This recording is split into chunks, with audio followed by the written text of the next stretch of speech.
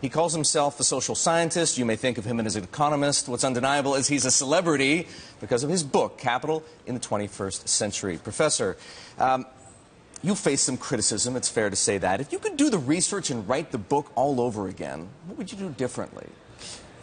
Well, this was so recent that, at this stage I will not, I don't see what I will really do differently. In fact, let me step back. There's been some new data which actually reinforced, some of my conclusions. In particular, there's been a new study by Saez and Zuckman on the evolution of wealth inequality in the United States. And if anything, what they find is an even bigger rise in wealth concentration than what I report in my book. So, if I was to change some of the figures in my book, I will probably change that one, and I will have a higher rise in wealth inequalities than what I have. But, in the future, there will be more data for other countries, and maybe some of them will go in the other direction. As new data comes in, we will update all the series, online. This is a country in which arguments tend to become polarized very quickly. People fall in love with their dogma. Are you worried that you're just preaching to the converted and not enough people are reading your book and changing their view?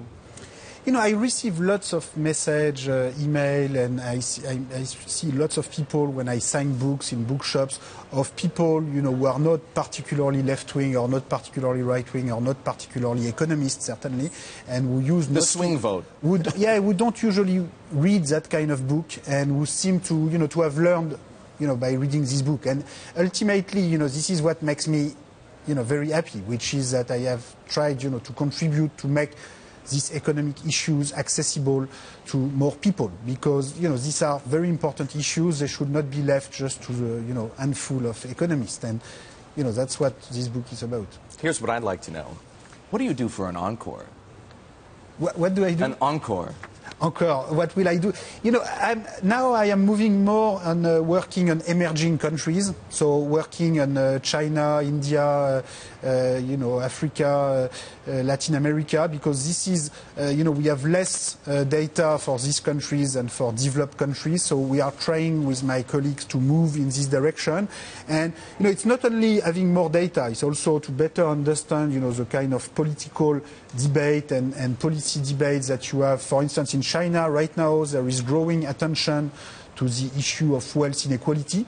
So far, they have been solving the problem mostly on a case-by-case basis. When someone gets really too rich, they expropriate him. But, they are starting to realize that this is not the right way to solve and to regulate the dynamics of capital accumulation. So they are talking about introducing some form of property or wealth tax right now. And, I'm going to return to China very soon. And, that's something I want to explore a lot more in the future. Academics. Politics doesn't hold any appeal for you? You've been an advisor to Ségolène Royal.